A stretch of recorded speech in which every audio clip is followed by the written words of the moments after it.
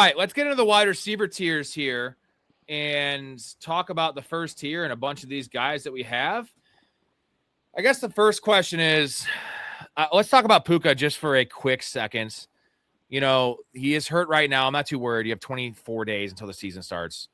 But it's the suspension risk, which I would say this. I think it's only a one-game suspension if it happens. But there's a couple things. All the times of him fucking missing, a quarter or two, which he always comes back. But maybe there's a chance he doesn't one of these times for a stretch. JSN's so darn safe. It's just such a nice feeling. But definitely regression, efficiency regression. Maybe Shaheed's more involved. Maybe Torrey Horton's more involved. Maybe they run the ball better this year. Are you taking Puka over JSN? I'm going to go back full to PPR. Puka. I'm full PPR. I just got to go Puka. I mean, I understand. I know you're talking about the injury concern. He does. It feels like a lot of the weeks, or I won't say a lot of the weeks, but you know the notification where it's like, oh, Puka Nacua went to the locker room, whatever, misses maybe half a quarter, a full quarter, and then comes back and plays great. Maybe sometimes he will, or maybe this year he might have that more extensive injury, but man, that Rams offense is going to be moving again with McVay. Stafford's going to try and still squeeze out as much high-level ball as he can. I think Nacua is going to be a product of that, and I see a lot of aggression coming for JSN. Same. I think the only way I would consider JSN, the deeper the league, the more it makes sense to possibly go JSN, because the upside with Puka is just it's safety and upside. It's just the injury stuff, the availability stuff. And I want to quote, by the way, thank you, Connor, Chicago Tax, $20 holler. To quote the man, Big Ray, the best availability is availability. And, JSN is going to have that for sure.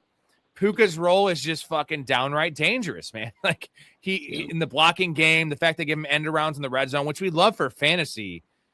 I don't love that for, like, longevity of career and longevity of, like, playing an entire season. Where, like, that's dangerous shit, right? I love the way Puka plays. He'd be, if he was a Bear, I would love him even more because I want that guy on my team.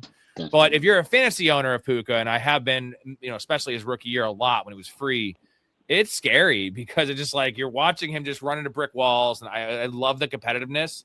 But once in a while, it's like run out of bounds, bro. Like, you don't need to fucking put your head into this fucking defensive lineman blocking, just chip his legs. But no, I see what you're saying. Thank you again, Connor. I'm going to go a beer chug for that one. And let me get back to the list. Sorry. So last question here. St. Brown deserves to be in this tier or no? Is St. Brown closer to JSN and Puka or Lamb and Jefferson? I think he's definitely deserving of this tier. I know he's been debatable for me all offseason. I know we had that decision early in the offseason with Dynasty taking Genty over him. I just really think that offense is going to have to move. And the product of that is going to be Amon-Ra St. Brown. I think he's in for a huge year. I mean, bigger than he normally is. And I think he definitely deserves to be in this tier with the elite of the elites. That's fair. Let's get to the second tier. And CeeDee Lamb and Jefferson totally up top makes sense. For me, and we can argue about Jefferson in a second, but like CeeDee Lamb, I understand the George Pickens thing. I understand that, all this CeeDee Lamb love is pretty much going back to he had one giant year of 1,700 yards and 12 touchdowns. Other than that, it's always kind of been something with CeeDee Lamb, right? And I'm not making excuses for the guy, or I don't want to hear other people's excuses for the guy, but it has been something with CeeDee Lamb, right? A hamstring injury here, Dak Prescott getting hurt that 1 year. It's always something. And he's only had one truly elite year, and then we started drafting him at the 1 overall, 2 overall. But this is a nice price, like end of the first round. So I want to have the Lamb versus Jefferson conversation. I think we both agree Jefferson would have a higher upside because A, he's a better player, and B, he is the true number one in his offense. There's really nothing. As much as I love TJ Hawkinson, there ain't no threat there. And, Jordan Edison's a nice little player, but it's Justin Jefferson. But the quarterback issue is definitely tougher. Like Dak Prescott, regardless of what you believe of Dak Prescott as an NFL winning quarterback or whatever, like he is a really good fantasy quarterback and really good for the weapons in that offense. And this defense is not that much improved. So I definitely have CD over Jefferson, but the upside does lie with Jefferson just based on if this offense goes nuclear again and Kevin O'Connell gets back some of that magic. like Jefferson's the number one beneficiary here, where CeeDee Lamb has to split it two ways essentially. So how are you ranking this? And do you think that Lamb should be in this first tier, or are these guys fair to be in the same tier? I think they're fair with that tier that they're in right now, and I agree more so with the rankings. If you want to take Jefferson first, I don't mind it because you know that upside can fully be there. It would just be tough with the fact that, it's Kyler's on a 1 year. Obviously coming in this offseason, morale could be pretty low, especially because now it was a QB battle that's already been won by Kyler. But you do know that Justin Jefferson can't put up that insane year. And CeeDee Lamb, as you said, has only done a one year fully. But overall, with safeness, I would definitely take CD over J. Jeff. But if you want to reach and be aggressive, I would not mind J. Jettis. In terms of the rest of the tiers, so I'm a big London fan, have been for a while. Yeah. I'm much more, and I understand Tua is not a great marriage with what Drake London wants to do. Tua's not going to throw into traffic. He's not throwing downfield. The Penix, if you told me it was Michael Penix all year, I would definitely have London in this tier, like almost ahead of Justin Jefferson, because it's just magic. But Tua is just a bitch. It just sucks to say, but Tua is going to be great for Kyle Pitts and great for Bijan, not great for Drake London. I still want to take London over AJ Brown and Nico Collins, and I'm very concerned with Nico Collins for many reasons. The defense there is so goddamn elite. Yep. CJ Stroud, as much as I think he's going to have a bounce back year, whatever that means. Jaden Higgins looked really good last year. Tank Dell doesn't scare me from a target share perspective because I think he's going to open up this offense. But they're going to want to run the ball. Now they have an actual running back in Montgomery. Like, Nico just seems like a floor play. Like, I definitely want Drake London and AJ Brown in a tier above Nico Collins, although Nico Collins feels really safe. How do you break down these three guys? And do you think there's a chance that Drake London should be going closer to Justin Jefferson and CeeDee Lamb than AJ Brown and Nico Collins? Because right now it's like those guys go, Lamb and Jefferson go at the end of the first round, and then you don't have Drake London to like pick 18, pick 19, pick 20, which is like a 9-pick gap. I mean, I'm a very big Drake London truther. The only thing, as you said, that scares me is Tua as that quarterback. Last year he looked hesitant. That's what I say. He looked hesitant, or it was what you were saying. He's a pussy. He didn't want to do. he wasn't making the throws that he should have. And with Penix, like last year, I was even saying it this morning. From week 4 and on, for Drake London's game 1 was 25 points, 31 points, 8 points, 38 points, 24, and 19. Like that's a superstar. Like, he was breaking out and then he got injured. So I'm very excited to see what he can do this year. I'm gonna rank him, obviously above those two guys, but I definitely agree with you. I feel like Nico should just be in a whole tier of his own. So I'm gonna take Nico above those guys, but I'm never gonna take Nico above AJ Brown or Drake London. You're almost saying Nico should be in tier 3 by himself. Like, AJ Brown and London are closer to Lamb. I feel that because I definitely want Nico over Pickens. I think there's an argument now, Olave, and we'll get to that in a second, Olave in the Nico tier just based on the Jordan Tyson news. Like, that is huge, man. We want to buy into Kellen Moore's offense, even if you're not a Shuck guy. The pace alone is worth the trip. The pace alone with Kellen Moore, like, there's going to be a lot of volume, and Olave is a good player. Bayou Bengal, what's going on, guy? You got to check out his channel. He is streaming best ball. He knows his shit. He has a little southern twang to him as well. So shout out to Bayou Bengal. Let's hit the intro up here in a second. I do have a super to get to. Jonathan says, $1 for the swear jar, Chaz. Yeah, you said pussy. You said pussy on the air. What is... I noticed that. Thank you for pointing it out. Chaz said pussy. Is it the first time you've ever said pussy? It's insane. I was between that and Muhammad. Why the fuck would it be between that or Muhammad? Why don't you just pick a common name like a normal person? Muhammad is the most commonly used name on earth. Read a fucking book for one. All right, I'm going to hit you guys with the intro. By the way, you're going to want to stick around for this one, especially you, Chaz, because someone brought up the Sutton thing. We're about to get to Sutton in a little bit. This is a throwback from about, I think it was November last year when your Sutton love was just off the fucking charts. And we'll be back in 30 seconds.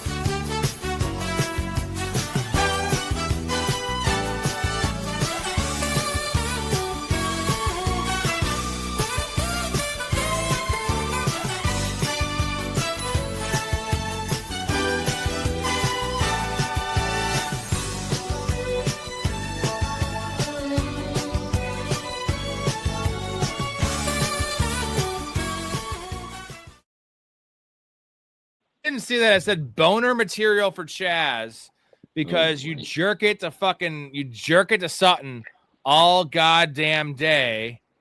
And it's fine. He's a good looking man. He's a nice guy by all accounts.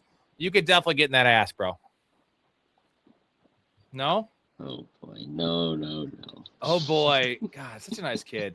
All right, let's get to a beer chug here first before we get back to the third tier here. Beer chug race, me versus myself, the best kind. Here we go. Here you go.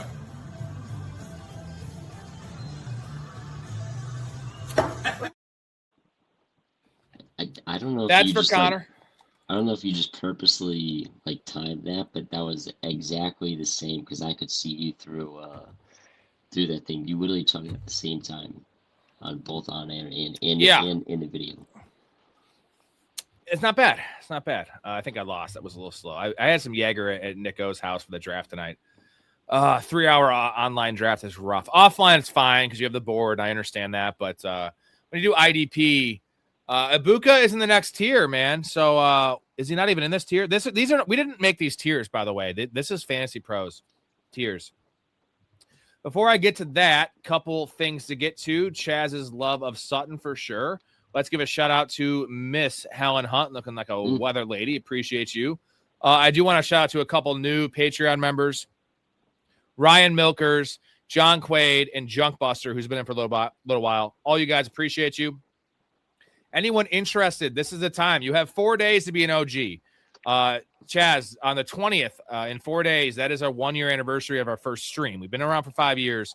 The first stream I did was August 20th last year. So this is your chance to be an OG. And what that means, it means a lot of things. It means that if you stay with us for a long time, when shit goes up, which inflation happens and prices go up and tiers change, your shit never changes. Ever, ever, ever. You are grandfathered in at $5 a month or $10 a month, whatever you choose. So if you go after the 20th, you're not going to be an OG, unfortunately. So you still want you in there. But use the code PRO, get 50% off your first month. This is the time to join. We offer a million different things.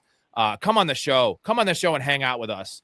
Free merchandise giveaways. You see Chaz is rocking the hat and the fucking shirts. I have a pretty cool Chris Farley and Van Gogh shirt, but I won't give that away. But guest appearance in the show, community fantasy leagues. We still have a couple spots open in those. The Discord, which is the fucking place to be, and the prop bets, guys. If you just don't even want to watch a show and you want to fucking make money, these are even odds bets, -120 at best. No alt lines, 96 and 58 last year. These are my player props. I don't do lines. I don't fuck around with that shit. 4 years of 60% plus, which you're not going to find anywhere else. If you do find it, they're going to charge you like $200 a month, dude. This is fucking $10 a month to get this, as well as all the other stuff. So go to the link in the description, go to the Patreon, sign up, get 50% off, join us. I'll send you an email to get you in there at the end of this night. It is the place to be. Chaz is in there. All the co-hosts are in there. All the awesome OGs are in there. It's all broken up with different tiers, different tabs for all different things. People in there all the fucking time. We have 65 people in there right now. It's crowded, but not too crowded. And, as long as this dude's not in there, we're good. We don't want him in there because then it'd be issue. It is age restricted as well. All right. If you have any questions, also just hit up the chat. Most of these guys in here are in the community. They will answer your questions. Let's get back to the tiers. And we have a couple people I got to shout out here. So I think I saw Who Hames in here. Who Hames. Me and Who Hames are doing a stream on Thursday, a home and away. I'm going on his show early, and he's coming on this show to give his exposures. He's exposing himself, all his underdog exposures. And by the way, talk about best ball maven. Motherfucker has over 12 grand. I think it's 12 grand in best ball. Like, how many teams is that, dude? How many teams, Who Hames? I don't even think you know because there's so many. But he said yesterday he's not an expert. He's a degen. He's both, because if he was just a degen, he'd be poor. Because he's still doing this. That means he's winning every year because he's the man. So we got to pick his brain on best ball and all those things. Great dude, great channel. Check that out. And let's get back to it. The Ibuka thing. It's weird he's not in this list. So, hey, Big Ray is in here. We have a doctor. Everybody, before we get to the thing, we do have a doctor in here. So if anyone has any medical emergencies or player, questions about injuries, Josh Jacobs, ask him. He had a meniscus issue, which totally tanked Derrick Rose's career. All right, back to the tiers, man. And we finished up the second tier. Let's go on to tier 3. George Pickens, Chris Olave, Rashee Rice, Devonta Smith, Zay Flowers, Neighbors, which is definitely going to be moving up, Garrett Wilson, and Ted McMillan. I love this tier. And this is why I don't like picking on the left side, specifically in best ball, because I could make arguments for Tet, Garrett Wilson, Neighbors, and Flowers over Pickens, Olave, Rice, and Smith. Like, I feel like this is a pretty balanced tier, and McMillan bleeds into the fourth round a lot of times. And I see a lot of times people are taking Pickens in the second round. I am not into George Pickens this year. George Pickens made me $7,000 last year, I want to say. Like, I had him on 14 of my 36 teams, so much in best ball as well. But it was a fucking 6th-round pick. We're looking at an end of the 2nd-round pick for George Pickens. The upside, though, Chaz, is that George Pickens is playing for a contract. And if it wasn't for his game-and-a-half pouting streak, he would have had a much bigger year, because remember the Flournoy game where he had like 7 for 130 and a touchdown? That would have gone to Pickens if he was actually playing football instead of bitching and whining and crying. But George Pickens, where does he belong here? He's definitely not in the second tier, I don't think, for you. But Olave, Rice, Devonta Smith, Zay Flowers, and Neighbors. Let's throw all those guys in here. I definitely want Pickens over Garrett Wilson and Ted McMillan, but I can make an argument for all the 4 players after him I want over George Pickens. Yeah, I mean, I can definitely see why you would do that, and I feel like I'm still going to keep him at 10. It's just the fact that I don't know if I want to, I mean, especially because you're going to be drafting them in comparison at value with, some of those other guys. It's just really hard to take him, as you were saying, in that back end of the 2nd round. But I can definitely see why people would want Olave, especially with this Tyson news coming out, and the fact that, what's going on with Tyson, and he could just be their, for sure number 1, in the fact that he's going to be there all alone instead of with Tyson, which I love Kilmore's offense, and I think Shock's going to have a great year. So that could also kind of boost my rankings, but I still would have Pickens just because of how elite that was, offense should be, and how elite, Pickens is, as well as the fact that he's also playing for a contract this year. So I think a lot of chips are falling in Pickens' place, and I think he should be primed for another great year. So early 2nd round, I can't get behind because, a lot of people that hate on the early tight end strategy, which I have been on board with for a while, like don't take early tight end. Last year I faded Bowers, I drafted McBride.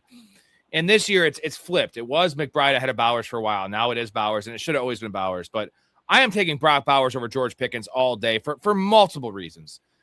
Who is going to have more PPR points this year, George Pickens or Brock Bowers?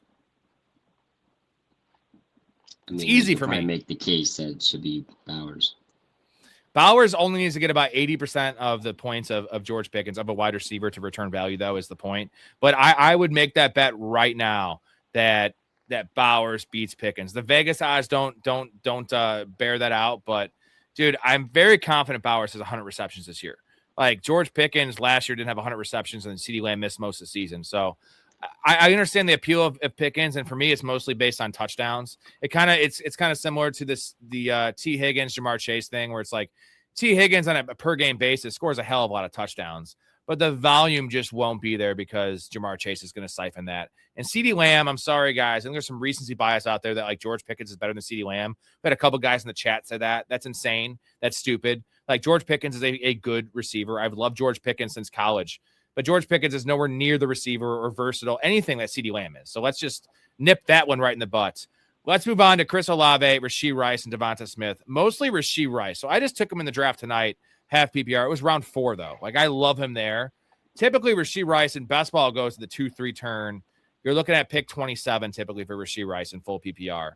I don't hate that. I see the upside of it. If you want to play aggressively, yes, but you have I think the suspension thing we need to throw out. I don't think that's going to happen. I think he's fine there. At least currently, he might do something else to get suspended. But, I'm not worried about that. But it's the knee injury. It's rehabbing in jail.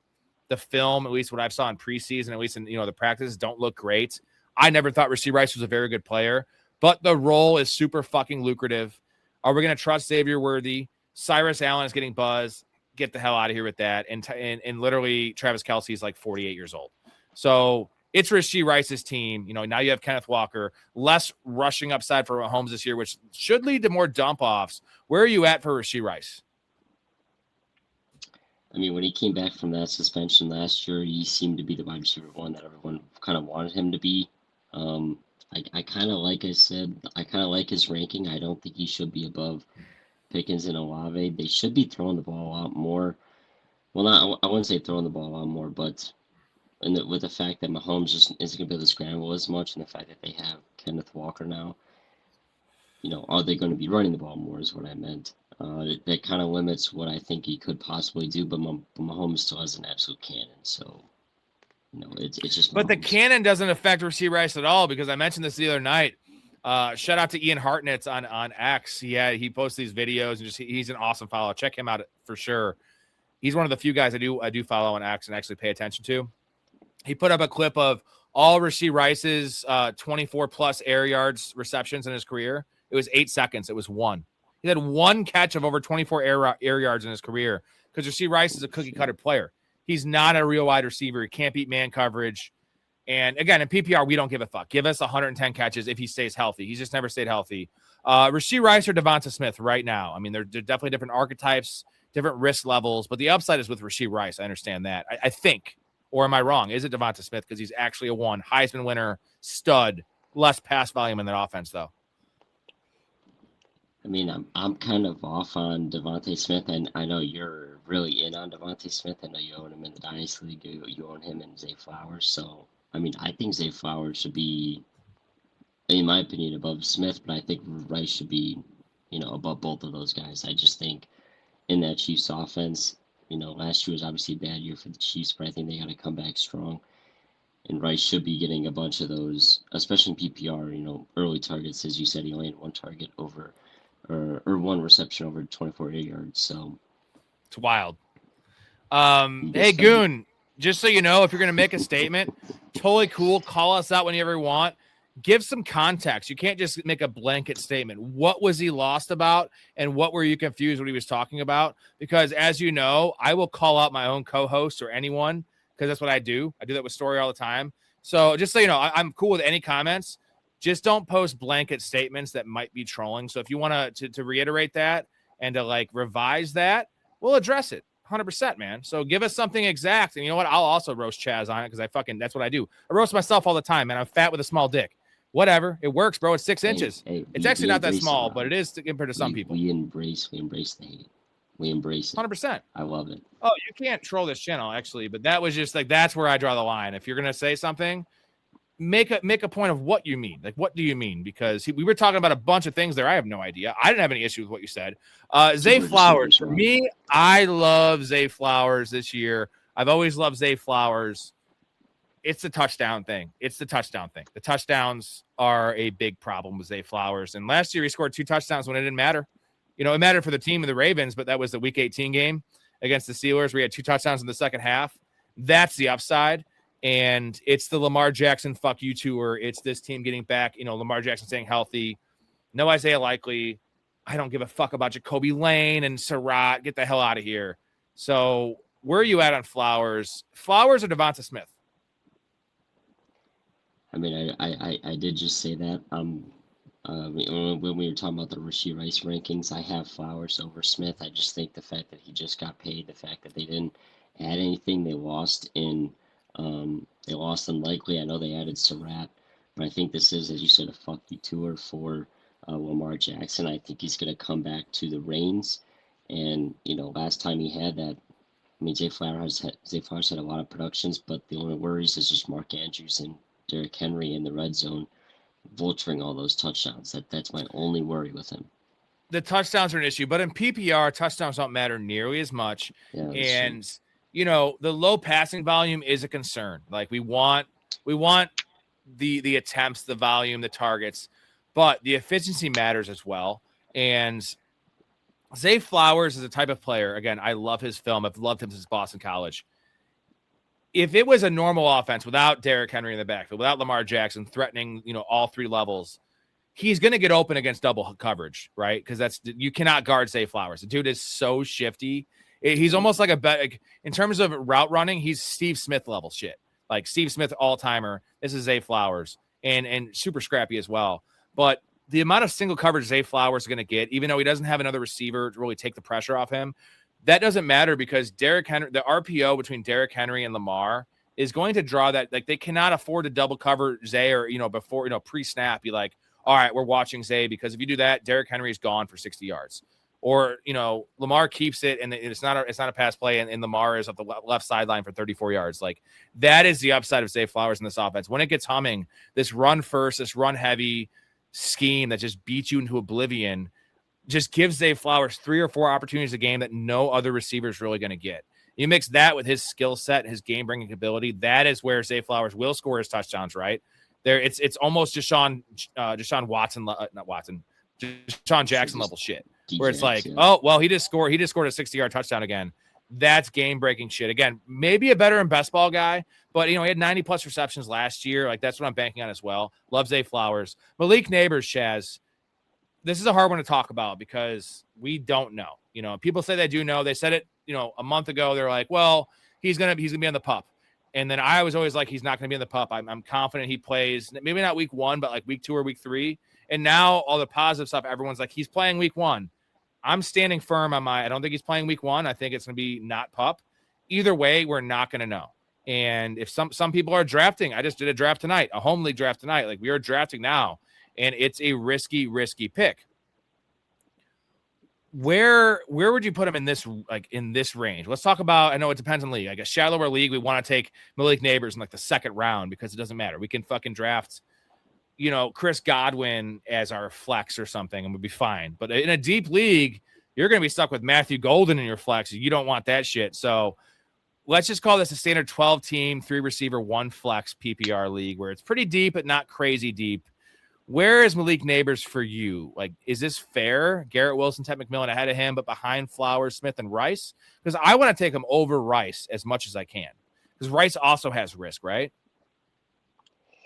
Yeah, obviously if you're taking Rice, you're going a more riskier spot, so you might as well try and see if you can wait to get Neighbors. But Neighbors, it's hard to talk about him because, as you said, it's more about risk to reward. If you want to take a risk in fantasy, which this one is kind of different than like the CMC injury stuff and all that, whatever with that, he has this many touches. It really is just how risky you want to go with your team. But I don't mind where he is just because, I feel like his floor could still be where Garrett Wilson and McMillan is. But then if he goes out there and actually plays as much as people are hoping he should, he could give that easy wide receiver 1 numbers. But it's all about risk and how much is he going to actually play. Hey, Goon. Sorry, buddy. You don't know what you're talking about. He loves Zay Flowers. Chaz loves Zay Flowers. So, yeah, if you listen to 10 seconds, you might be confused. And he says he takes that back. Mr. Robert over here is hating on Golden. Golden is the second coming of Tyreek Hill. Okay, no. Matthew Golden's one of the most drafted players on Underdog. But, like, come on, bro. Don't be a moron. I'm sorry, man. You're an idiot. And let me do the roasting of my co-host because I will fucking do it, not you. And also, send me a link to your channel, bro. I want to hear you talk about Matthew Golden being the next Tyreek Hill. No, Zach Branch might be the next Tyreek Hill. That's actually the archetype of player. I'm just saying, Matthew Golden, absolutely not. 0 touchdowns as a rookie, brother. 0 touchdowns. Next guy to get to. 2 guys. I'm going to pair these guys together. And I love both of them, but I have an answer. I want to hear your answer. Garrett Wilson or Ted McMillan? Full PPR. Garrett Wilson, Ted McMillan, both the bottom of this tier. I'm a big fan of both these players. I think Garrett Wilson's an elite top 10 NFL receiver in real life. Crowded situation, but probably improved offense there in New York. And Ted McMillan, essentially the only show in town besides Jalen Coker. It's all him, man, and they're going to be more creative with him, they say. Love the player. I love both these players. Both pretty rough situations, though. But 16 and 17, who do you choose? And if you had to choose either of these guys to level up, to become a tier 2 receiver, which one is it? When you were asking the question, I was going to say that I was going to pretty much have a coin flip with these guys. It could be a flip of the coin, heads or tails, whichever one I want to go with. But if I have to pick one, I'm going to have to go G. Willie. I think it was before all the injury stuff last year. The dude was still playing well. He was getting his 12 targets a game, putting up pretty big fantasy numbers. And then obviously he just got hurt, really didn't play for the rest of the year. So I'm going to have to go G. Willie. I know I love the appeal of Ted, but I'm not that big with Bryce Young, and I think people are gonna figure out the fact that all you have to do is kind of lock down Ted. I know he's a really good receiver, but I would just want G Willie just because I think we've already seen him play at a very, very high production or a high level, but now can he just do that over an entire season with the Jets? I know Sadiq's hurt right now, and I don't know if you saw the report. Omar Cooper is not even the third receiver. Like, that's wild to me, and it's just like we drafted Omar Cooper. The appeal of Omar Cooper was a pro-ready receiver, right? It wasn't the highest ceiling, and now he can't even be the third receiver in the Jets. That's why I've been drafting Adonai Mitchell everywhere in best ball, because I love the player in Adonai Mitchell. And I don't hate Omar Cooper. I had him as like my 5th or 6th rated receiver coming out, specifically because of the pro-ready stuff. The pick didn't make any sense. Neither did the Sadiq pick because I love Mason Taylor, but I think this is Adonai Mitchell. This is Adonai Mitchell and Garrett Wilson. And if that's the case, then this bodes well for Garrett Wilson, because the concerns why he went down in best ball after the NFL draft, like he was going like early 3rd, and now he goes like early 4th, a round dip, was the additions of Sadiq and Omar Cooper in a like crowded room, even though Garrett Wilson's always earned targets. He's a fucking elite target earner. They've just been inefficient as shit because the quarterback play and offense have been garbage. I was saying, I think Garrett Wilson has the best profile and potential to be this year's JSN. He really does, because it's supreme talent, it's supreme target share, and it's the efficiency is the problem with Geno Smith. Like, that's probably not going to happen, but this is the guy. Like, I don't see any world where Devonta Smith is going to have that. There's just no world Devonta Smith's getting 150 targets. They don't throw enough. They're going to be throwing the ball to Goddard. They're going to use Lemon when he's healthy. They brought in Wicks for a reason. There's just not enough passing volume there. The Jets are going to try to be a run-first team, but their defense sucks. So, like, Garrett Wilson has a chance to still have that typical 150, 155 targets, and, like, he's going to have 100 receptions on those. And you mix that with the ability of Garrett Wilson. So, I love it. I think Ted McMillan's safer, though, just because there's a chance some other guys step up. There's just no one else to step up in Carolina. There's nobody. It's literally Jalen Coker. There's no tight end. There's no running back. There's, Breece Hall is so much better than Jonathan Brooks. Like, we want Jonathan Brooks to eventually become Breece Hall. Breece Hall is already there. And the tight end room, like Mason Taylor is better than the third tight end. Or Mason Taylor is the second. He's better than the first tight end in Carolina. Jatavian Sanders, Tommy Tremble, like Darren Waller. What the fuck are we doing over there? So it's literally Ted McMillan, and that's it.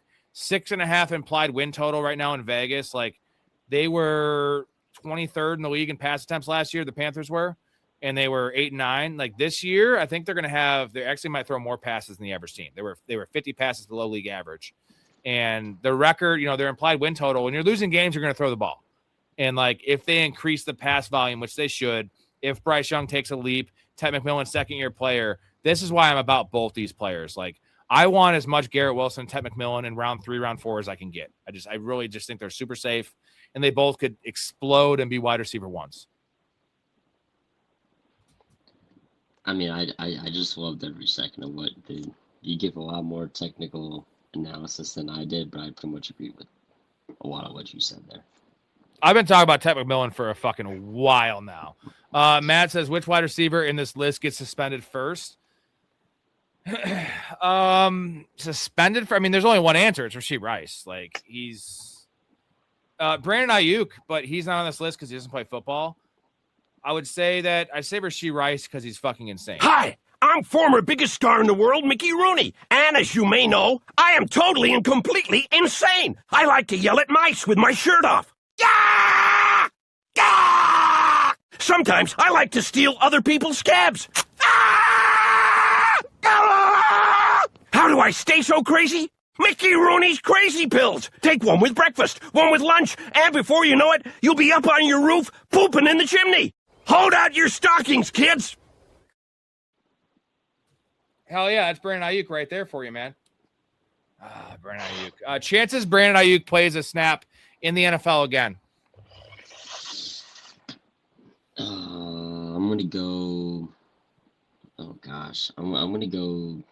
I feel like this might be low. You might consider it a bit low. I'm gonna say like 40%. 40% chance he plays on the snap. I think it's 10%. I think it's 10%. Well, I think mean, he he's hasn't been still- signed he's a yet. good We're like player, but, 24 days from the season. If he's not playing this year, he's never playing again. Why would they sign him next year? You know? I mean, I still think he's. I mean, no, I still think he's a decent receiver. It's just the fact that the head case, if he tones it down with the media and whatever the hell he's been posting, I think he could get signed. McCall, if there is no league fees, I don't know where you saw that payout thing.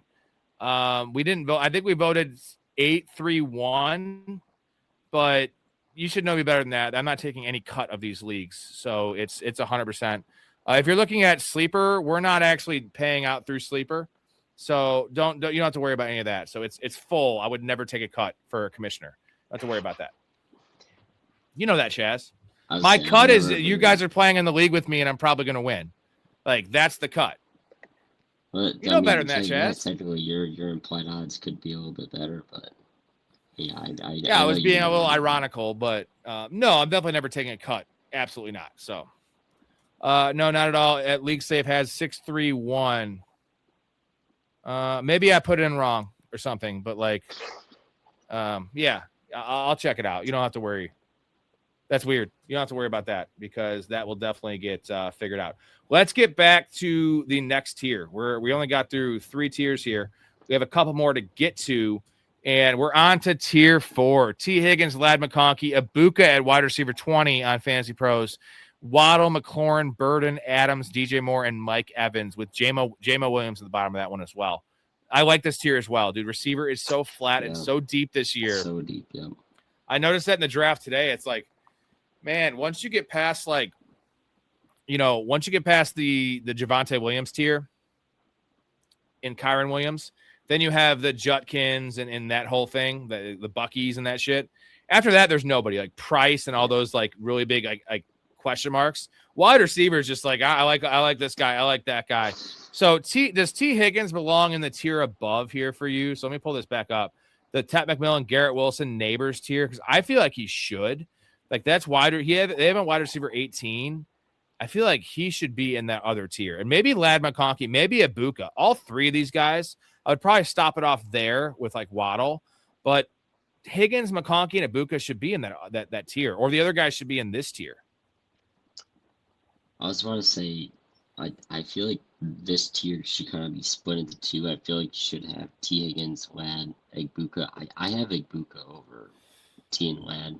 I actually have T third on this list. I would just switch out Ibuka and Lad, but I would have their own tier, but I would include Waddle in it because I'm very, very high on Waddle this year in terms of what I think he could produce there. With Sean Payton and Bo Nix, I see you shaking your head over there, but I think it could be wheels up for him, and I think it could be a well, hold on. You're a Sutton guy. So what, you're cheating on Sutton with Waddle now? Is that what you're saying? The fuck? Well, this helps, son. You have another guy there that can take away a little What bit. is Jalen Waddle? Give me Jalen Waddle is touchdown upside this year. What's the absolute ceiling for Jalen Waddle touchdowns this year? I know this is PPR we're talking, but yeah, like what's the best case for Jalen Waddle? At the end of the year, he scores X amount of touchdowns. You're like, that was awesome. I mean, I feel like you're setting me up with this number. I feel like I'm going to go 12. 12 touchdowns for Waddle. Yeah. Where is he scoring these touchdowns? From 40-yard bombs? It ain't in the red zone, brother. I think so. I know Son has the red zone, but I really feel like Waddle could. I mean, it's not just inside the red zone. He can break. He's still like one of the fastest players in the league. I think he could. Oh yeah, but we can't be relying. Like a lot of those. Jamison Williams scored 7 touchdowns last year on the Lions. All right. And Jameson is not the one there, though. It's not the first. No, I understand. But who's the one in the red zone? The one in the red zone is Cortland Sutton. That's not changing. Your boy. So I'm asking you, like, how does Jalen? What is Jalen Waddle's path to 10 touchdowns this year? This offense needs to be top 5, and Bo Nix needs to throw about 34 touchdowns. Because there is no way Bo Nix is throwing 24 touchdowns and fucking Waddle scoring 12. No fucking way, dude.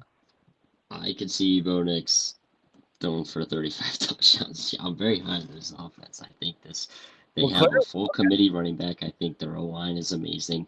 I think Bo Nix is actually extremely good in comparison to what people say he is. And I love Sean Payton as obviously the mastermind behind it all. I think that offense is set up to boom this year. Another I'm troll in very here. adamant.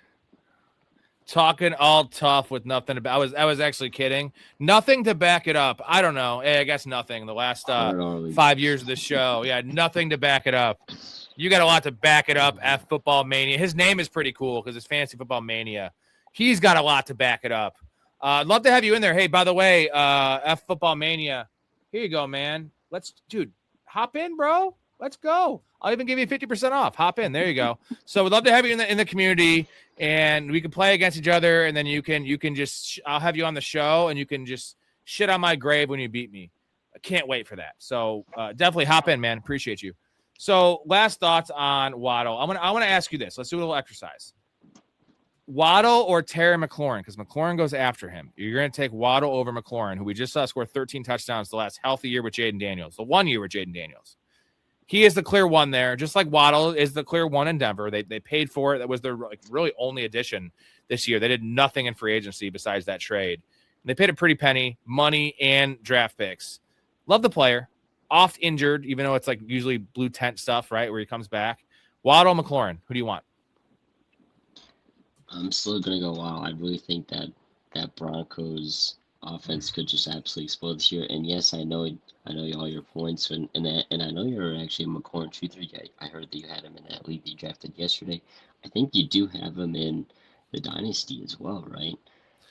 Yeah, I have him in the 3 like weeks I've drafted this year. I have fucking McLaurin. We took him in in Junk Busters League too. Well, dude, in the 5th round. I mean, in the 5th round. Hell yeah, bro. I mean, I'm not worried about the Diggs thing at all. It's just he's 31 years old. I understand that. Like, I'm not worried about McLaurin's skill set dropping, right? And I love Waddle the player, and I do love it. I think it's better in best ball. It's gonna be fine. Just if he's going after Ibuka, give me Ibuka. I'm not a Ibuka guy, but give me Ibuka. Lad McConkey, I want Lad McConkey. T. Higgins, I want T. Higgins. Terry McLaurin, it's close, but I want Terry McLaurin. And then, Luther Burden, you're a Luther guy. So do you want Burden or Waddle? Because you love the Bears. You love Luther Burden. Now I got him.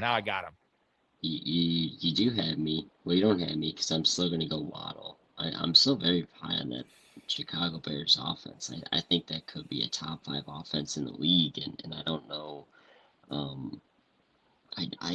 don't know where people say wide receiver, what is that, 23 is high for Luther. I don't think that at all. I think that's right about where it should be, and I think it could be potentially higher, by the end of the year in terms of where he finishes. Is no one gonna acknowledge that he's already hurt? Jalen Waddle's already hurt. It just, dude, I can't trust him. I cannot trust Waddle. If you watch Waddle, it's similar to T. Higgins. He always plays through these things, but it's like you watch this dude limp off the field 9 times a year. I fucking hate that shit. I don't want it. Terry McLaurin missed last year. He held out. The team was fucking stupid for not paying him, and that cost him a season, right?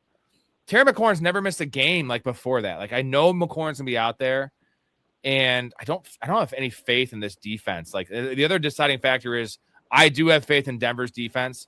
Last year was insane. Bo Nix top 3 in pass attempts last year. They had all those comebacks. Dude, Denver has a top 5 defense. They want to run the ball. They just weren't able to last year because, I don't know, these wonky games. Remember the Giants game? That was the Giants were up by 21. 20, yeah. In what world should the Giants ever be up 21 points to the Broncos? I don't know what happened with that defense last year, but I don't expect it to happen. It kind of limits his ceiling. I'm telling you, I don't love the volume for Waddle. Ultimate volume for Waddle, and I think that the touchdowns are going to be an issue. I'm not worried about McLaurin's touchdowns. Ibuka, T. Higgins, McConkey. I guess McConkey has some touchdown issues. Let's talk about McConkey real quick. Are you in? Because I am a pretty big McConkey hater as a talent, but it's because he can't play anywhere else but the slot. They want to make him an X and move him around. If you put McConkey in the slot, he's a fucking slot demon. And this year, with Alt back and Slater back, they're going to have more time. They don't have Keenan Allen now, so it's this is his job. This is his role. Quentin Johnson's going to be running sacrificial go routes, and then Trey Harris is going to be mixing in, being the move receiver. But Lad McConkey is really the focal point of this offense. So full PPR, it has to be full PPR for Ladd McConkey, right? Like we're not fucking with them and have PPR. I had the same concerns with McConkey as Waddle. Like, what is the upside of Ladd McConkey in terms of touchdowns? Maybe 8, maybe 9. I feel like the same way with Waddle and McConkey. I kind of just like the Chargers offense better than the Broncos. But you obviously like the Broncos offense. I like the Broncos offense. I could also see that Chargers offense being deadly this year. But in my opinion, I still don't think it would be better than that Broncos. I know they have McDaniels. I know they have, Slater and what's his name coming back, all. But and I know that offense is set up to boom, but I think it's going to be less of a boom compared to the Broncos. So I feel like I would still want. I mean, it would be tough wanting to take Waddle over McConkey. But as you said, the main thing is Keenan Allen's targets. I think he had like 100 targets, 120 targets, something like that. Am I correct on that? I will see. Yeah. Someone can fact check me on that, but I think it was over 100 targets, and that being vacated, and now the fact that yes, he's Justin Herbert should have more time. I feel like it's a Ladd McConkey type year, but just not better than Waddle, in my opinion. This McLaurin versus Waddle thing has sparked up the chat here. Dude, McLaurin is an elite wide receiver. He's been vastly misused in terms of only lining up at left X his entire career, and which might change. Maybe if it doesn't, whatever. He's had a lot of good years. He just hasn't scored touchdowns. He had the 13 touchdown year was definitely an outlier, but every year with 77 catches, 1,000 yards, and 5 touchdowns, that's still pretty fucking good. Like, and that's with literally the worst quarterback play. It's Garrett Wilson level quarterback play he's had. And as much as we rip on Tua, at least Tua had McDaniels, right? And had Tyreek Hill taking some pressure off him. Like, I'm sorry. Like, Waddle is a more dynamic player for sure. Waddle is a monster. He's fucking super. He's a jitterbug. He's super fast. Terry McLaurin's a real NFL receiver. And I don't know if Waddle is an actual real number one. We've never seen it. It's never happened. He's small. Can he hold up against press coverage? I've never seen it. I've seen Terry McLaurin do these things, so I definitely trust the player. And then the last point is this recency bias. It's the same as last year. It's why I didn't draft Jaden Daniels last year. Like, and now everyone's just calling him a bum. Like, there's a middle ground. Jaden Daniels had such a good, like, we're all talking about Drake May. I think Jaden Daniels' rookie year was more impressive than Drake May's. Would you agree with that? Jaden Daniels went to the NFC Championship game his rookie year on the Commanders, bro. They had nothing. And you know what? I guess I would say this. The Patriots didn't have a lot either. They also had literally the easiest schedule we've ever seen. And they also got a lot of breaks in the playoffs and who they played. So put those two together. I'm not saying Drake May wasn't impressive. I'm saying it's close. And last year was a lost year for Jaden Daniels. And, like, I get that Jaden Daniels is in injury risk, but, like, I really, really think, oh, God, we had another guy. Hey, dude, please don't attack people in my chat. It's a pretty funny name you made there. Metzer is a P. That's pretty funny, bro. I do appreciate that. But actually, he wasn't the one that banned you anyway. So, anyways, like, Jaden Daniels is I'm not saying underrated in terms of fantasy, but Jaden Daniels was just as elite 2024 as Drake May was throwing the deep ball.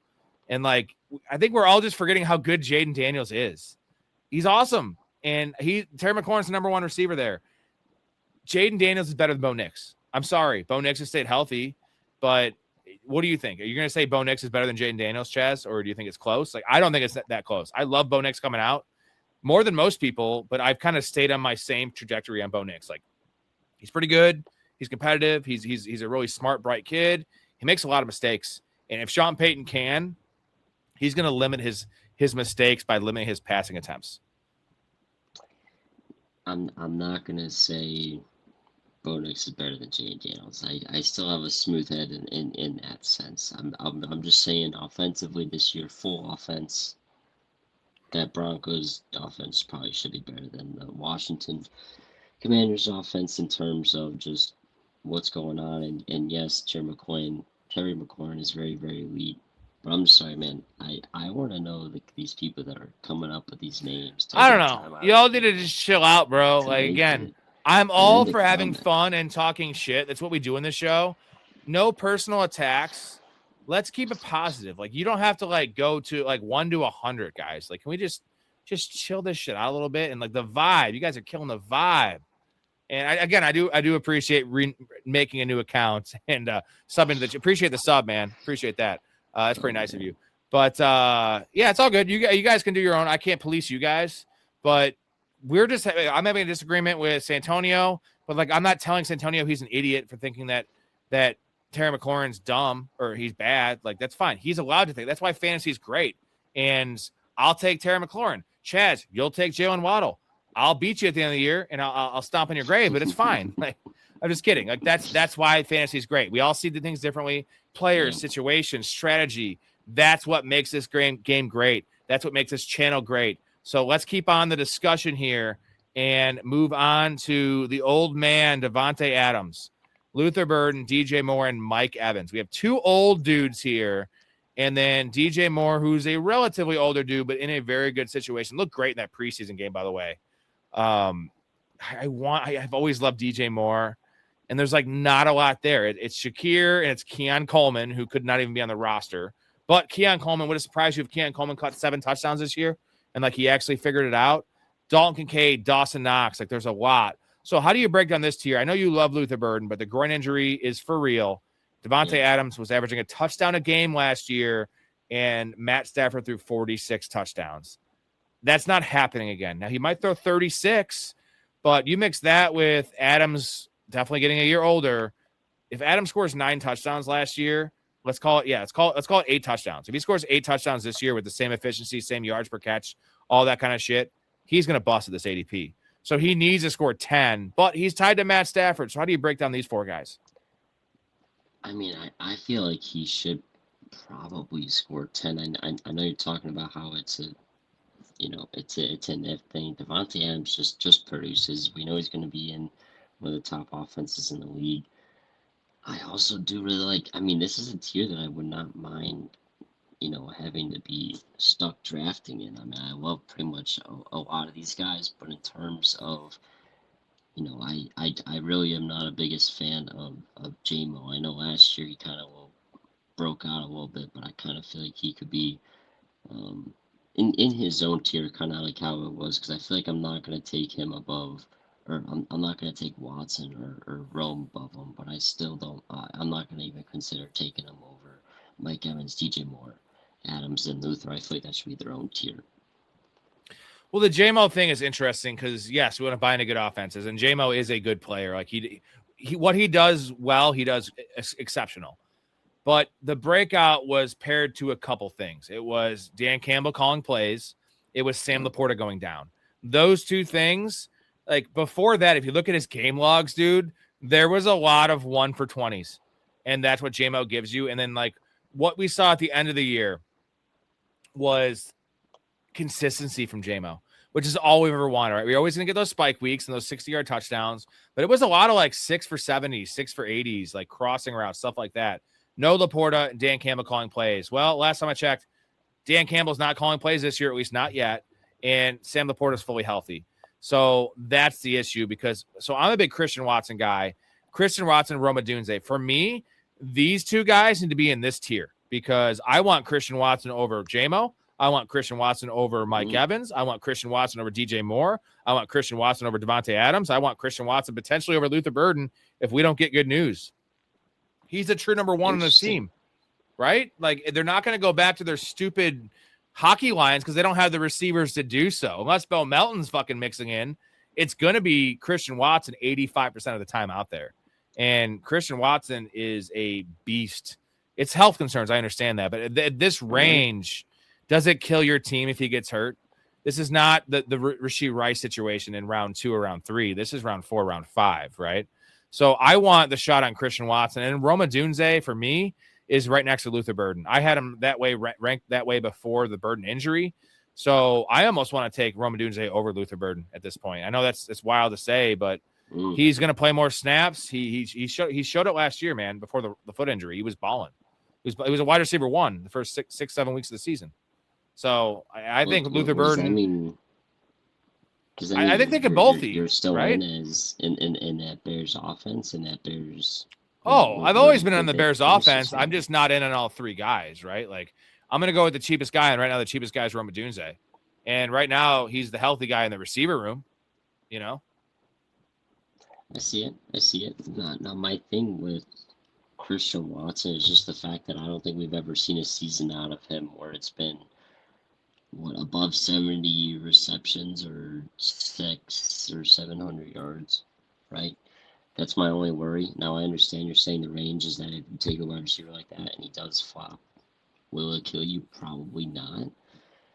But I just feel like you could be getting I feel like honestly I would probably take Rome over him just because of the fact that Rome at the start of last year, before all the FUT stuff, was a very, very good fantasy player in terms of the numbers he was giving you, and just the fact that he could come out as that one this year and potentially give you those high numbers. Now, with Watson, it's hard for me to see that. I feel like all the chips need to fall in the right place for him to be priced above where he is.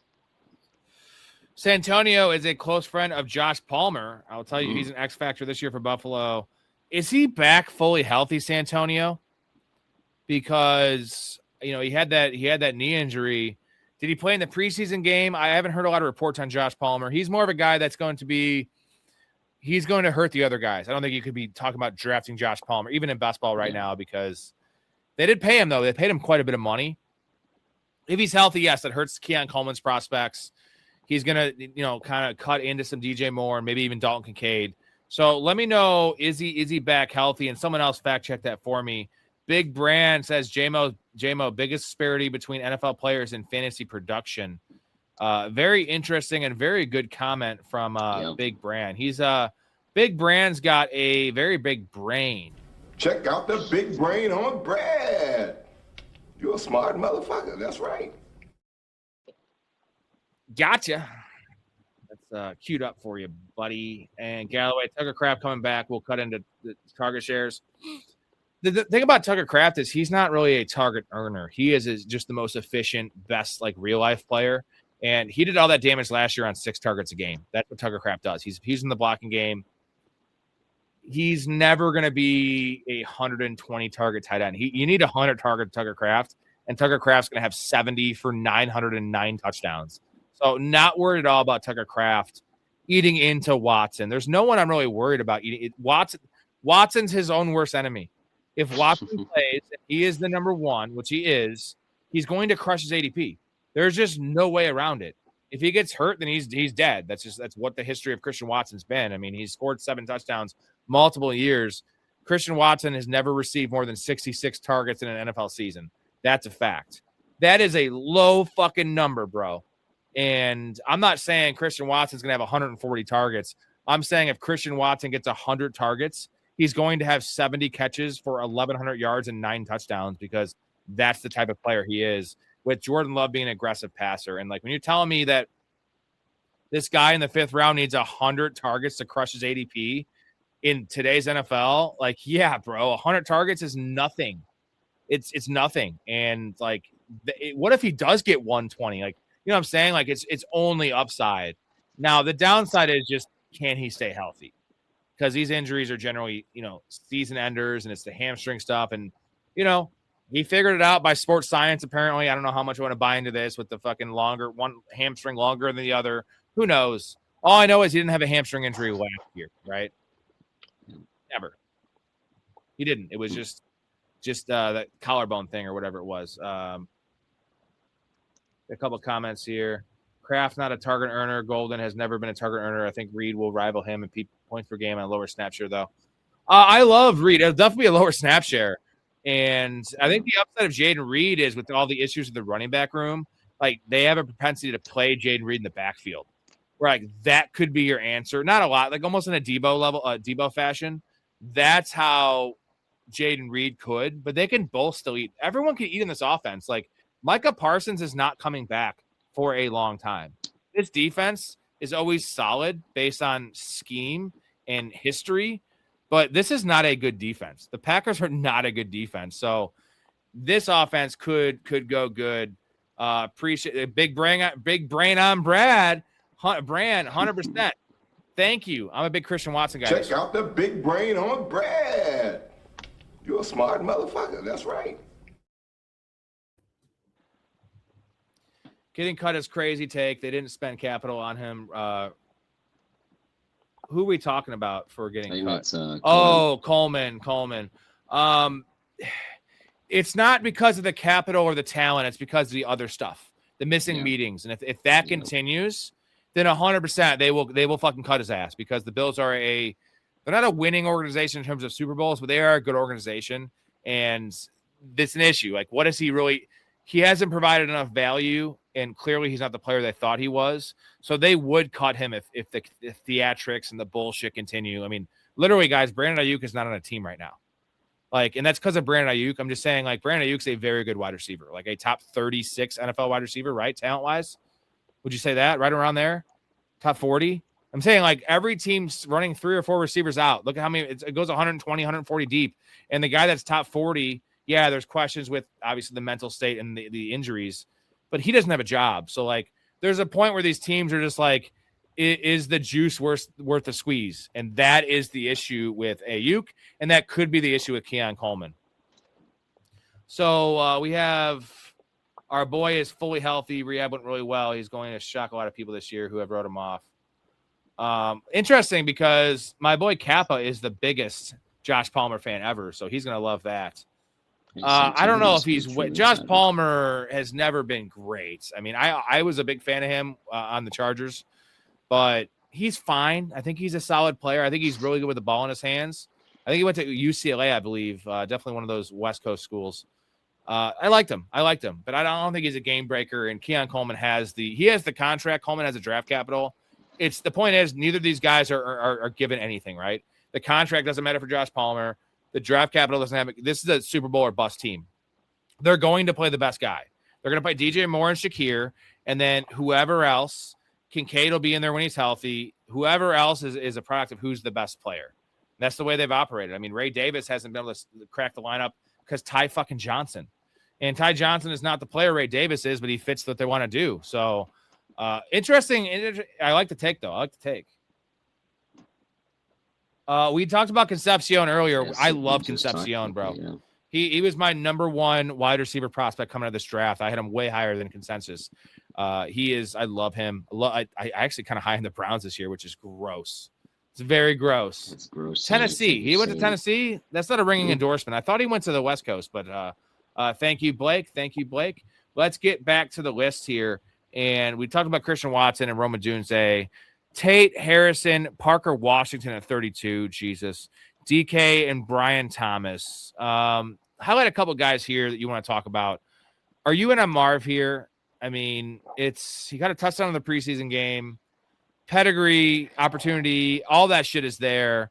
Ability should still be there, although he's not the player we were promised. But guy scored 12 touchdowns in 26 career games. That's pretty cool with what he's had. And he is a monster of a man. He's just kind of a fucking laissez-faire knucklehead. Can he figure it out? Will he figure it out? This is a cheap price, though. Very cheap price. I hate saying it, but I'm pretty out on Marv this year. I feel like I've seen it.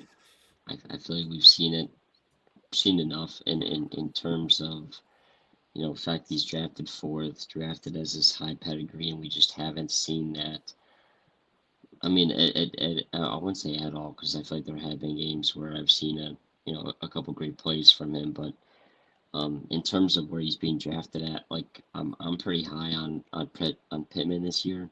I think he's gonna actually play pretty well, considering he'll be able to play off of kind of DK. I would take him almost over.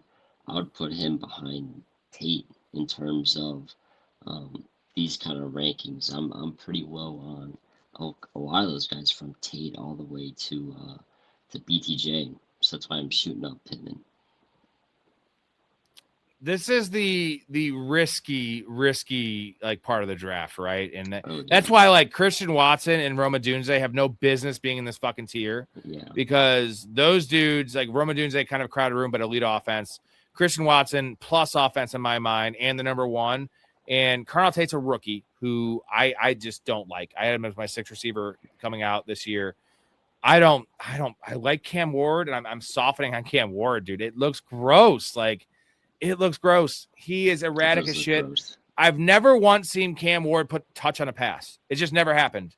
And that's cool. It's like Brett Favre, but you're not Brett Favre, you know? Yeah, And Brett Favre was a very, very overrated quarterback because he threw a lot of picks, and he just, like, again, he was great for fantasy, so that's not a great comparison. But Cam Ward is just a fucking little squirrel back there, just like, you just watch his eyes. He's just bouncing. He just chucks it up, which should work for Cam Ward. Sorry, for Carnell Tate. But Carnell Tate just doesn't have that.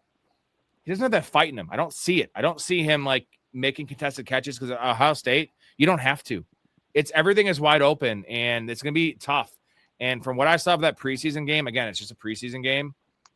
Wandale's the slot receiver. We knew this.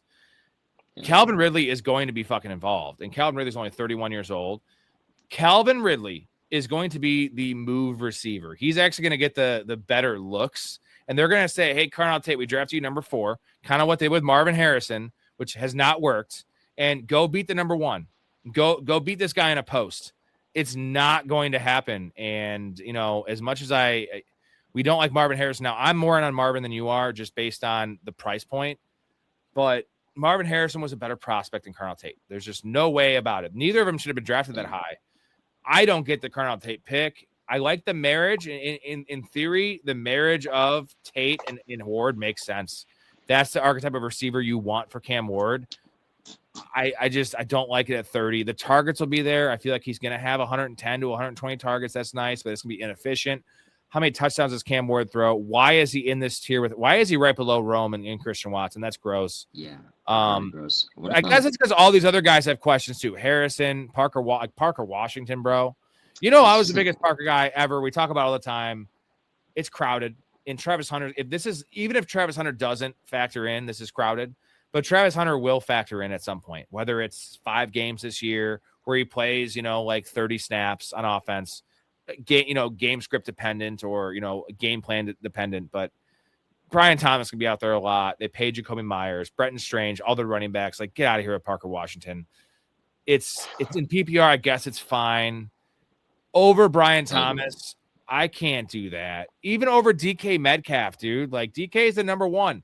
And I know you like Pittman. I like Pittman as well. Yeah, I do. Pittman's going to open up stuff for DK Metcalf. Like, DK Metcalf's going to be on the field every single motherfucking snap. That's what he does for his whole career. Every play he could take, you know, it's the A.J. Brown thing, right? Every play DK can take a slant to the house. He can, because he's one of the fastest, fucking most physically gifted players in the league. And you have to account for DK Metcalf. Last year, they were over-accounting for DK Metcalf because Roman Wilson and whoever else was on the goddamn field. 3 tight ends, Jonnu Smith. There was nobody threatening the defense. Michael Pittman's a pro, man. And do you want Michael Pittman or DK Metcalf in full PPR? That's a tough one because they go pretty close, but it's like a full round difference, though. Yeah, it's tough. In terms, I'm going to say terms of value, Pittman, but in terms of like actual receiver, I kind of like, actually fantasy-wise, I would kind of like DK just because DK is he's still a specimen. I know he's kind of had a couple down years and all the other controversies. Remember him punching a fan last year in Detroit. The blue hair. Yeah, he punched the blue hair. So, but he's still a physical freak. He could still, as you said, take a slant to the house at any given moment. I still do like DK, and I think especially with Rodgers in his last year, especially with getting that Pittman help, is definitely going to open things up more for him. A lot of people love Pittman. I love Michael Pittman, always have. I feel like in this range, it depends. If it's a guy I need to rely on every week in a deep league, I probably want Pittman at the cost, the round difference, because I know he's going to give me a lot of 5 for 50s. You know what I mean? He's going to be a lot of that floor. If this is a shallower league and I want to shoot for the moon, like the ultimate upside of DK Metcalf is what we've seen in the past. Like it is, if anyone's going for 70 and 1,208, it's not Michael Pittman. Like he's probably going to give you 70 for 905. But is that enough to really move the needle? You know what I mean? So the deeper the league, Pittman is probably the play. The shallower the league, the more home run you want to hit. It is DK Metcalf. And, as bad as it's been really rocky game to game for DK. But the season-long totals are always really consistent. I mean, he's missed 2 games from injury in his career. He's missed 4 games from injury in his career and 2 games from suspension. So the whole time DK has been in the league, he's missed 6 games. And every year he catches 6 or 7 touchdowns, like every year. That is his floor. So it's just about the volume and efficiency, and it does suck being tied to Aaron Rodgers. I understand that. But Pittman's also tied to Aaron Rodgers. So I would agree that Pittman probably fits Rodgers' skill set at this stage of his career more. But the nice thing is that at least DK had last year's exposure and rapport with DK. So that's something I hang in my hat on. It's not a great click, but it's still DK Metcalf. Like, he's never going to come out here and give you 45 catches for 600 yards. It's just not going to happen. It's DK Metcalf. Like, I feel like you're drafting him at his floor and his ceiling, though, right? Unless he has a giant touchdown number or this offense goes nuclear. But, like, the Steelers' offense is just not going nuclear. It's just not going to happen. It's Aaron Rodgers. He's a fucking dinosaur. But the last thing I want to say, though, is he is in his not FU tour, but this is it. He's already said it. The last couple of years, the biggest issue with Aaron Rodgers is his inability to want to get hit. He does not want to take hits. I think this year maybe he's going to say fuck it, right? If I go down, I'm going to go down guns blazing. If I go down because of an injury, I'm going to fucking go down. Like last year, he was definitely covering up. So when I say nuclear, like it needs to be like top 22. Top 22 is nuclear for this offense. And with the price point of DK Metcalf, it just seems like a good price. I guess I'm just DK, bro, man. I've always loved DK. And I don't want to give up on the guy. I really don't. Am I crazy? Should I just take Pittman or neither? I don't mind any of the picks. I know these past couple of years, I even said it for this year that I'm almost staying away from Pittsburgh guys. It's just so hard with that offense. I swear, like it was hard. It was hard. I remember the Arthur Smith experiment there. That was good. Hold on, I found Arthur Smith. I got an Arthur Smith cutaway. It's really accurate. Simple Jack, the story of a mentally impaired farmhand who can talk to animals, was a box office disaster that many critics called one of the worst movies of all time. Got a good brain. I think you've got a fine brain, Jack. You make me happy. But now the question is, can speed... Blake is pretty high on the Steelers relative to where they're, the assets are being drafted. McCall, if guys are so young on that O-line, the O-line is definitely a concern. Not going to deny that one. Cameron is not going nuclear, and that was a misspeak on my end because yes, nuclear is relative though. Like I said, like top 20 is nuclear for this team based on ADP. It would be.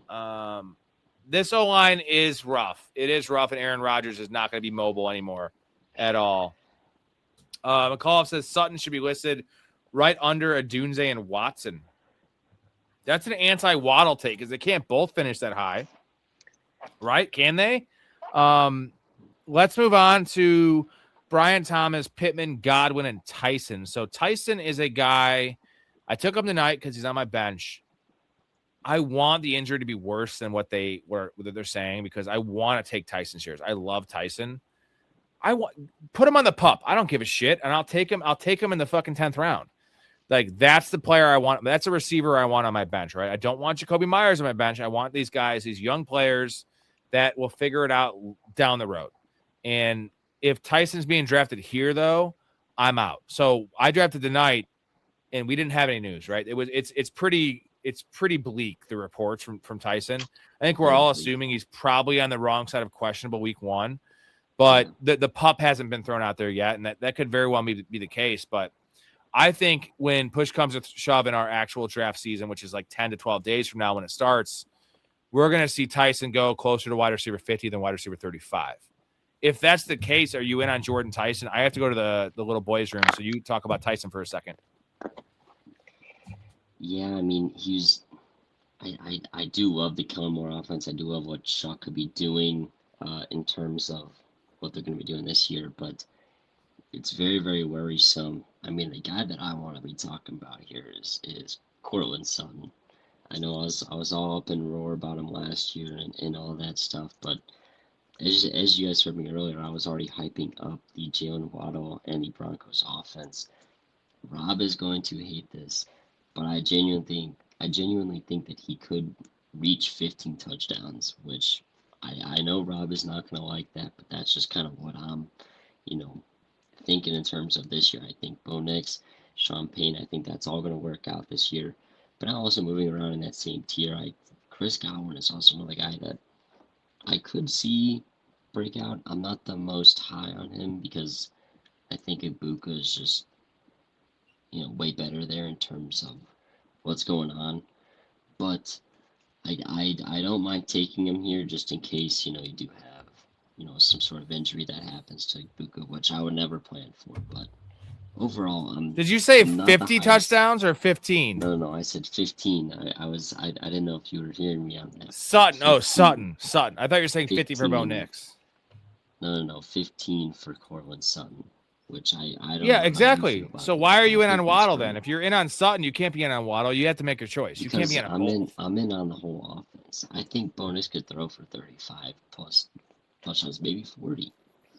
Shoot, I think all the stars are aligning there in Denver, which I feel like is pretty hot, a pretty hot take. But that's my kind of flagship or flag plant this year is that offense.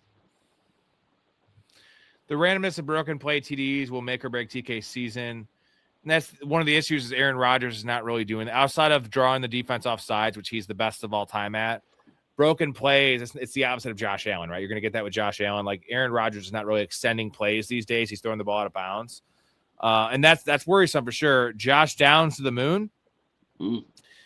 Until they bring in Keenan Allen, if that happens, then this is why I love taking Alec Pierce, because I took Alec Pierce today at like 110 in that home league, and that's the guy I want on my bench. Alec Pierce is not affected by the Keenan Allen side. And again, this is not fact yet, but I'm pretty sure Keenan Allen, if he's going anywhere, it is going to be the Colts, because the Colts are in win now mode. I think they're fooling themselves. They're win now mode, but you saw that with the Sauce Gardner trade last year. They're all in on this, on the Daniel Jones contract, the Alec Pierce contract, the Jonathan Taylor contract. They are all in this year. And, I do love Josh Downs, though. If there is no Keenan Allen, Josh Downs should be taken in the top 36 for sure. Like, this dude, early season is going to boom, and the efficiency metrics are off the charts. I love the film. Love Josh Downs' game. Where do you stand on Josh Downs? He's down there at 39. I think he should be taken above Pittman personally. Interesting. I mean, the guy that I was kind of thinking. I mean, I know you kind of like Downs, but I'm really liking Wando, especially in a PPR league. I feel like that's going to be a guy that could see another. I mean, another big year. Came over with Dable. I know last year had a lot of receptions. I know the yards really weren't there, but in a PPR, when he would have like 7 receptions for like 35, 40 yards. And yeah. I'll take that 11, 12 points, whatever. So I feel like he should. I mean, if you're going to move Downs up, I feel like you can move Downs and Wandale up, considerable amount to, that Pittman or Godwin area.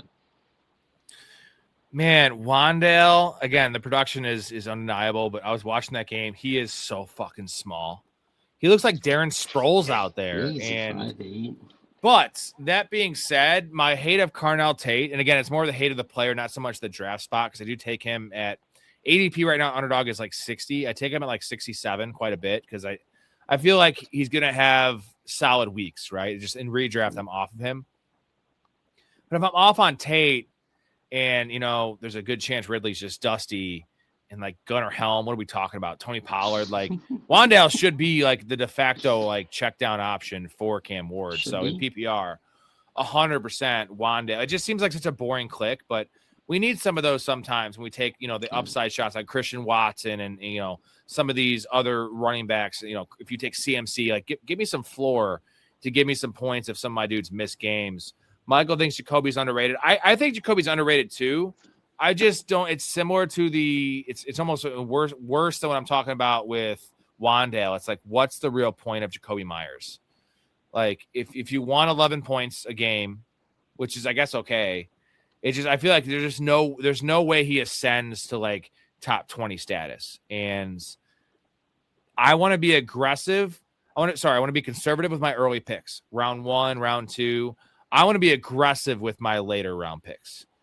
And a lot of people kind of go reverse. They want to take CMC in the first round, Neighbors in the second round, and they want to play safe. Like, I would rather have, like, would you rather go CMC and Neighbors and then start taking guys like Jacoby Myers and Michael Pittman later rounds? I'd rather go safe, Jonathan Taylor and Drake London, who I know are going to be wide receiver ones and running back ones, and then take my shots on league winners later. That's the way I operate. But there's no right way to do this thing. That's just kind of the way I do it. Hot take, Mount Washington is going to be who is this? MNT Washington is going to be 2026 Devontae Adams. Mike Washington? Well, he's a running back. So, is this Malik Washington? No, it can't be him. Max, tell me who you're talking about. I'm drunk, so the most Sutton's ever had is 10 as one time. He's had like 9 touchdowns the last 3 years, though. It's been really 8 or 9 touchdowns the last 3 years. Cameron says Dobbins is the dude. Dobbins. You know what? Early season, if you're in a deep league and you're going like 0 running back, I'm cool with throwing Dobbins in my lineup for sure. But you better plan ahead, because either he's going to wear it down or he's going to get hurt. And until it doesn't happen, you also have the risk of RJ Harvey just taking over that job. Maybe they're going to trust the rookie there. Maybe Jonah Coleman carves out. There's just a lot of ways this goes wrong for Dobbins, but probably undervalued based on how people are building their teams. You know what I mean? Like, why are you taking, you don't want Dobbins on your bench. Dobbins is an expiring asset. I want Jonathan Brooks on my bench over Dobbins, right? I want a guy that could extend to be the leader. And this is probably, again, big brand. Colts wide receiver 1 is Tyler Warren, and that's why we have him in this chat. Check out the big brain on Brad. You're a smart motherfucker. That's right. Derek, this is not a smart comment, and I'll tell you why. I love you, Derek. Keenan Allen's not going back to the Chargers. He wants to. If they do that, they're going to ruin Ladd McConkey again. And Ladd McConkey needs to play in the slot. Trey Harris would be ruined. Like, it didn't work last year. The numbers were nice for Keenan Allen, but like he's such a limited player right now and such a specific player that they have their Keenan Allen right now. It's Ladd McConkey, who's better at what Keenan Allen does. And yes, Ladd McConkey is an okay X receiver, an okay swing receiver, but he is a pretty elite slot receiver, and they have enough there. They brought in Njoku and they have Gadsden, so they have the 12 personnel option. They have the multiple running backs. Like, I think Keenan Allen hurts this team, and I think it hurt him last year too. It looked good in fantasy, but they would be paying him it would be like a lifetime achievement award like contract. Like, don't sign Keenan Allen. The Ravens make sense for Keenan Allen, and the Colts make sense for me. And maybe you could argue a team like the Rams just to give insurance for Puka, right? Not really playing a lot, but just playing the Jordan Whittington role because he's better than Jordan Whittington because Jordan Whittington sucks. Like, that is the Keenan Allen path. We'll see. I know it makes a lot of sense because that's what he says he wants to do. Yeah, people are saying Keenan. I don't think so, man. I think there's still a chance he retires. Chiefs, Jags, Rams, 49ers, Chargers, Seahawks is the Broncos start to the season. We'll see how good Nick's really.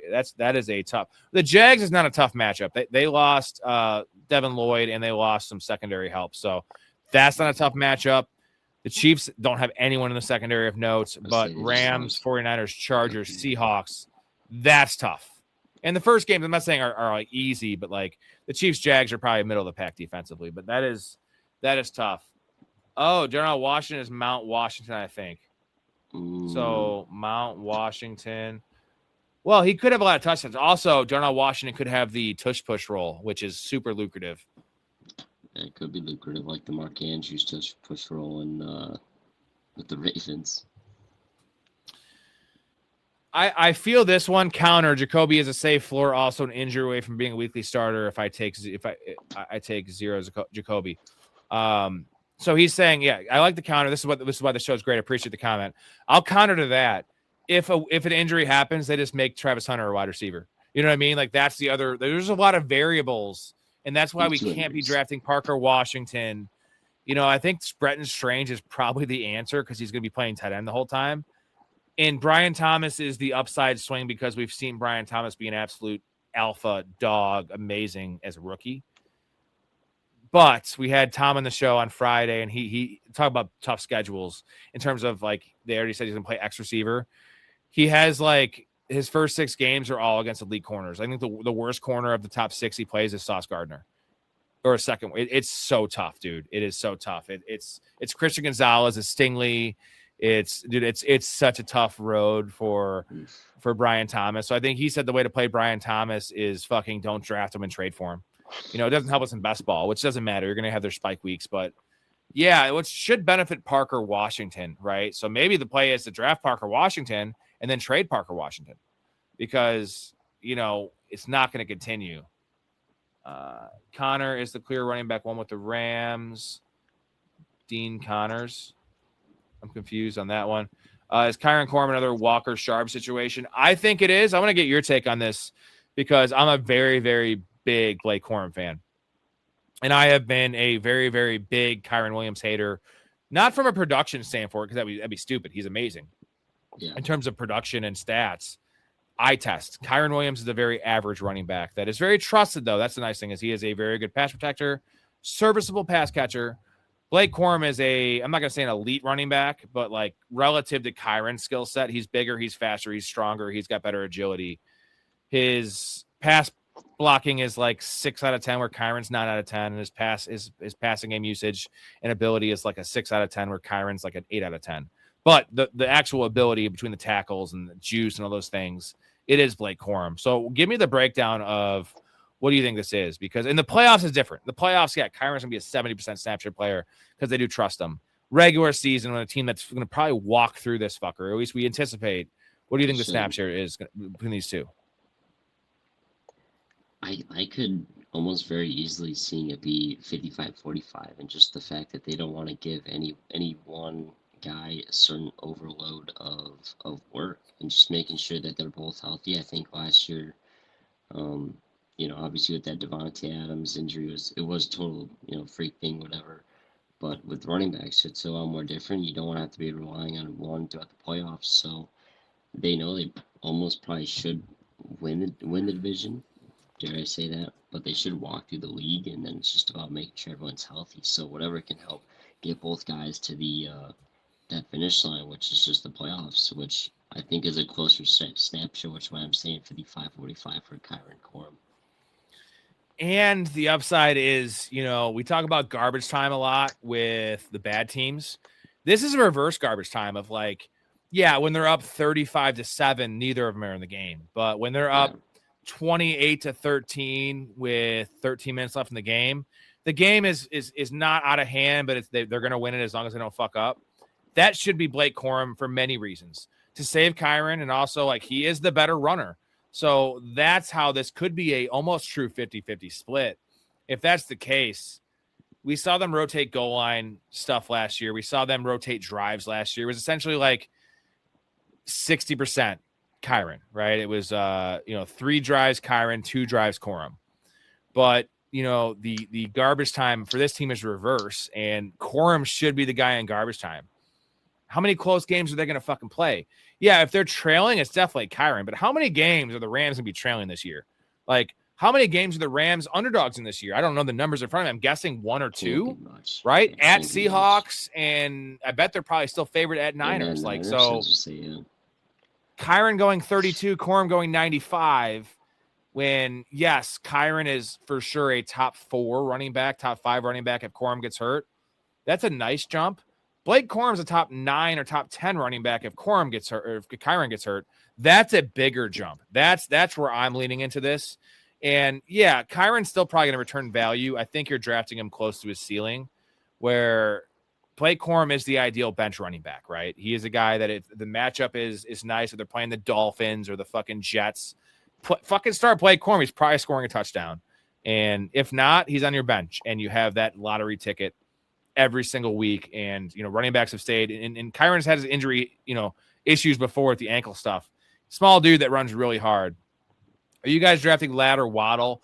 So Chaz is big into Waddle. I am not. I am traditionally a hater of Ladd McConkey, but I am buying in on this Chargers offense, man, and everything makes sense. It's all price point because he has some of the most wild ADP swings.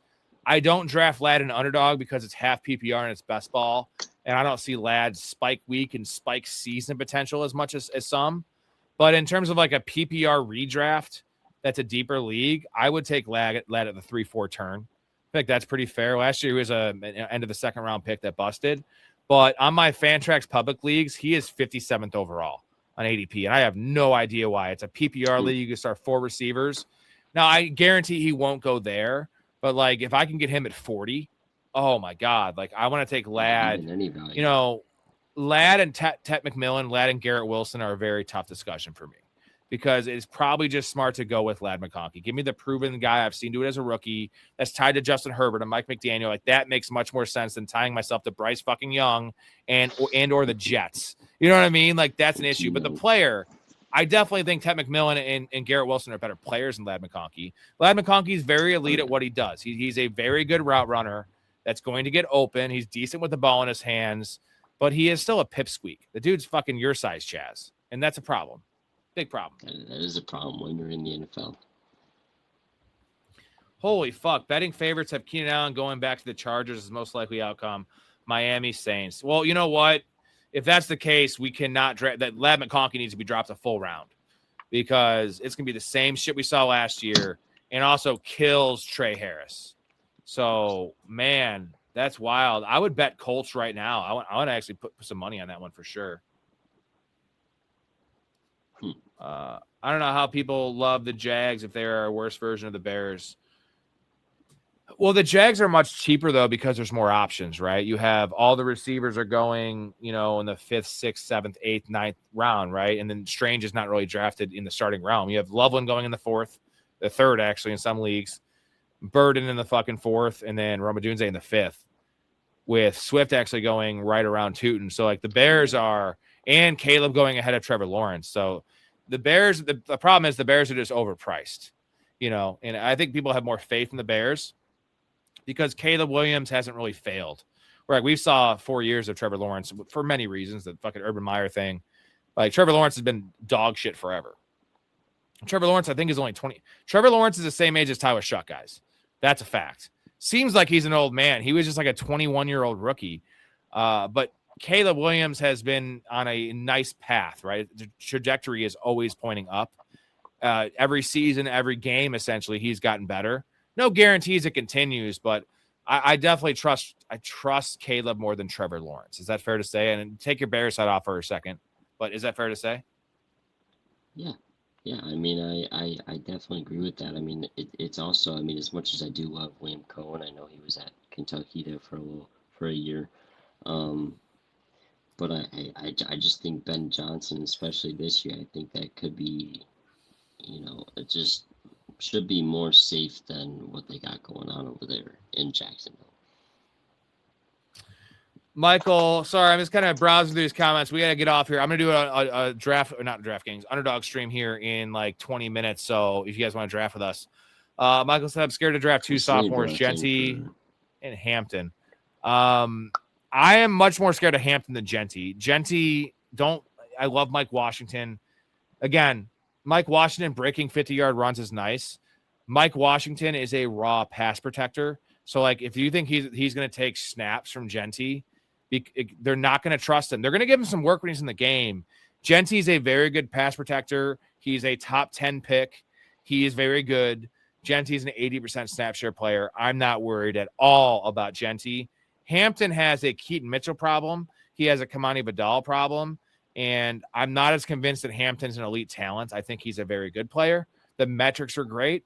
Didn't see it on film last year. I think a lot of people are overrating his film last year. The pass game stuff was nice. Genty's pass game stuff was better. Genty is a monster. Genty, I have no workload concerns for. The upside of Hampton is if this offense is top 5, then Hampton's going to crush his ADP. But I think Hampton's a 63 to 65% snap share player. That'll probably be equal to Genty's like 73% because of the team. But I'm saying Gentry's going to play 80%. So Gentry is about as safe as it comes, right? Even at pick 10, pick 12. Yeah, I'm all in on, or I won't say all in, but I would say I'm pretty far in on Gentry, considering where we took him in the Dynasty League and just his future in general. I think this year, just more so with Kirko Chains and Mendoza is just going to be either dump off City or they're just going to be running the ball a lot, which is going to work in just Gentry's favor. Allen could be a good possession slot. Well, he is a good possession slot, but Vlad McConkey is a way better possession slot, and that's going to take away from the offense as a whole if that happens, unless they use Allen as a depth piece for injuries, right? Now, that's fine. I don't know